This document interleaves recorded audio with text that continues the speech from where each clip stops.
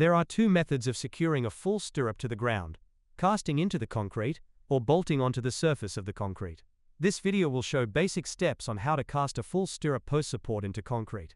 Once your project plans are finalized, with an engineer confirming the loads requirements on your supports, dig the hole for the location of the support. Its depth and size will depend on support size, deck's load demand, and required plans and specifications. Place your stirrup into location.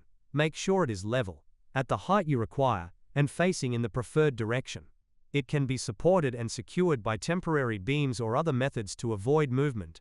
Pour in the concrete as specified, and leave until the concrete is fully cured and the post support is set in place. Once ready, remove the temporary props and install your timber post onto your support. In this example, we have secured our post with view bolts, giving a clean finish on both sides of the timber.